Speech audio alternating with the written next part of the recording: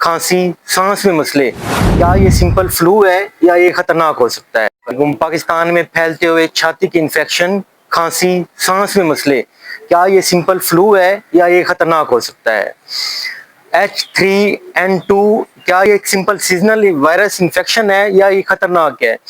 H3N2 एक seasonal virus की type है, इन्फ्लुएंजा वायरस की टाइप है, लेकिन बर वक्त अगर एहतियात ना किया जाए तो ये खतरनाक भी साबित हो सकता है। इसमें अलामत क्या होती हैं? इसमें बहुत तेज सडन बुखार होता है, खांसी होती है, जिस्म में दर्द, सांस लेने में दुश्वारी हो सकती है, बहुत ज्यादा थकावट हो सकती है। फैलता कैसे है? ड्रॉपलेट के जरिए फैलता है। बात करते हुए, छींकते हुए और खांसी करते हुए जो ड्रॉपलेट निकलते हैं उनके जरिए ये फैलता है और हमारे सांस नाली को जाकर इफेक्ट करता है। इस एज ग्रुप में ये इफेक्ट करता है, ये बच्चों में, बूढ़ों में और उन लोगों में जिनमें इम्यूनिटी की कमी है तो उनमें ज्यादा इफेक्ट करता है।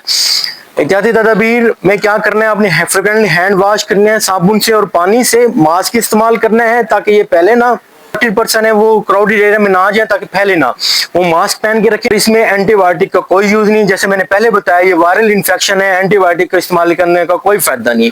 जब बुखार 2 दिन से 3 दिन से ज्यादा हो जाए या आपको बहुत ज्यादा सांस में मसला हो जाए या बच्चे जो है वो ड्रोजी होना शुरू हो जाए और मेडिसिन के बाद भी फीवर ठीक ना हो रहा तो अपने डॉक्टर से कंसल्ट करें। कुछ एहतियाती तदबीर करने से हम इससे बच सकते हैं, अदरवाइज इसके केसेस पाकिस्तान में बहुत ज्यादा फैल रहे हैं। Thank you.